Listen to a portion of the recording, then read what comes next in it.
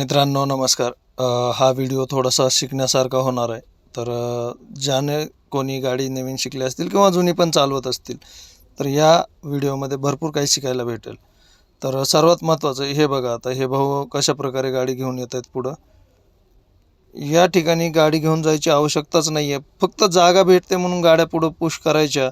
आता आम्ही एकामागे एक गाड्या चालवत होतो आणि ते गाडी चालवत असताना आता हा 9 वाजून 4 मिनिट आहेत आणि आपण पहिल्यांदा स्टार्ट केलेला आहे 9 वाजून 1 मिनिट आणि त्याच्या अगोदरपासून आम्ही लाईनमध्ये एकामागे एक गाड्या चालवतो आहेत. आणि ह्या भाऊंना थोडीशी जागा भेटली, डाव्या बाजूनं लगेच टाकून दिल्या गाड्या पुढं, लगेच दुसरी लाईन तयार केली. आता आपल्या समोरची गाडी आहे बघा, यांच्यामुळं थोडी थोडी राईटला जाते आणि झालं, दुसरी लेन तयार होणार आणि ऑटोमॅटिकच तिथं वाहतूक कोंडी व्हायला सुरुवात होणार.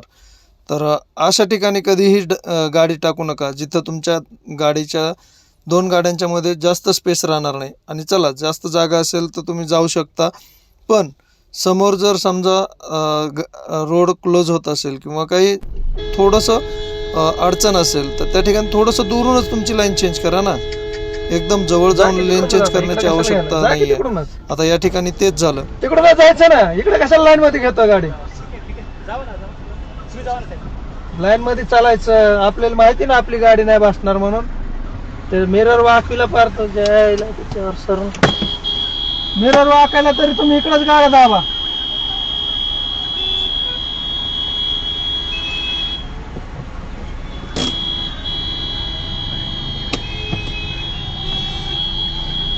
आणले पाहिजे दांडकेनं, पण त्याचा हेच नाही, अथॉरिटीच नाही आहे.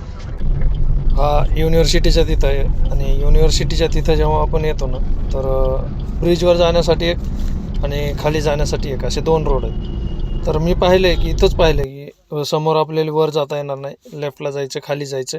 इथूनच लाईनमध्ये गाडी घेतली, बरोबर लाईनमध्ये गाडी चालवतो आहे. पण आपण थोडंसं पुढं गेलो तर या ठिकाणी बघा ते पट्टे पण मारलेले आहेत खाली, दोन्ही साईडला आहेत. तरी देखील तिथं देखील त्यांनी गाडी पुढं घेऊन गेले. आता इथं बघा किती जोरात गाडी घेऊन आलेत, एकदम जोरात गाडी घेऊन आली. समोर थांबवली गाडी, समोर थांबून नंतर आपल्या गाडीच्या पुढे मारली आणि पुढे मारून लेफ्टला पण घेऊन गेले. तर हे अशा प्रकारे गाड्या चालवतात, एकदम चुकीच्या पद्धतीनं गाड्या चालवतात. आणि एवढं चुकीच्या पद्धतीनं गाडी चालवून, आता पाहिलं असेल की किती वेळ झाला आपण लाईनमध्ये थांबलेलो आहोत. लाईनमध्ये जर थांबलेलो असताल आपण एवढा वेळ असेल तर रिक्षावाला पण पाहू शकता, रिक्षावाल्यानं देखील कशा प्रकारे गाडी टाकली. आता हे बघा, 4 व्हीलर देखील विचार नाही केला, काय नाही, पाठीमागेपर्यंत लाईन असतील पण विचार करणाऱ्याला ह्या गोष्टी कळतील, विचार नाही करणाऱ्याला काहीही कळणार नाही आहे.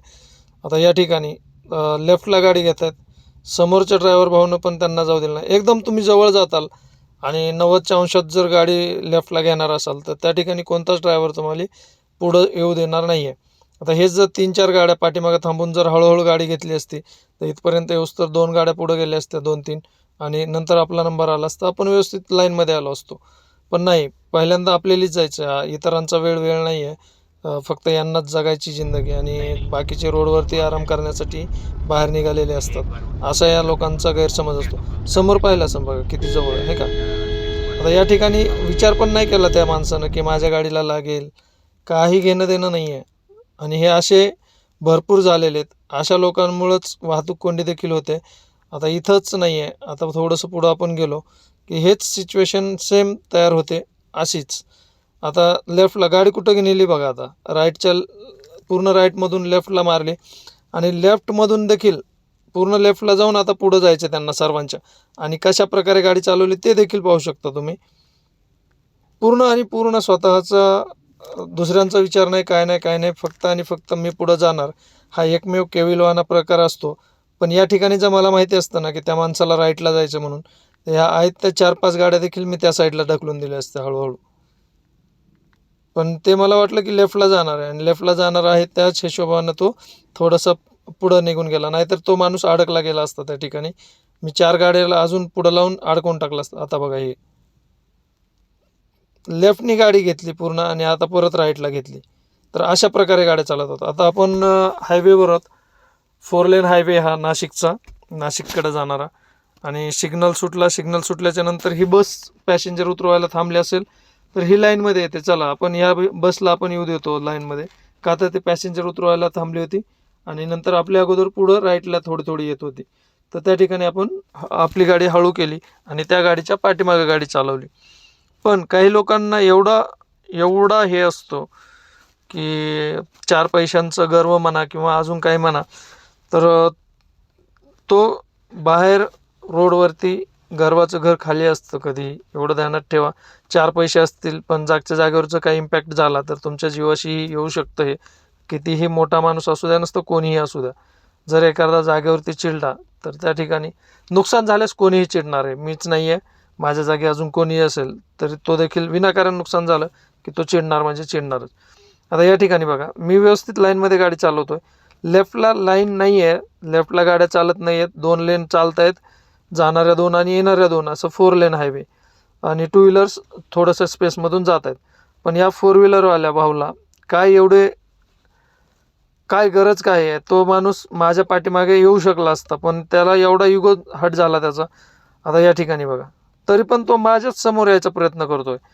आता मी त्या गाडीच्या मागे मी चालतोय म्हणल्याच्या नंतर मी पुढं पाहिजे की नाही?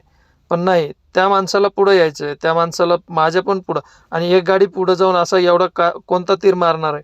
आता या ठिकाणी जर गाडीला गाडी लागली असती तर पूर्ण दोष हा त्या माणसाचाच आहे. पण आपण गरीब माणसं राहतो आणि गरीब माणसावरती हे लोक रॉब दाखवण्याचा प्रयत्न करतात.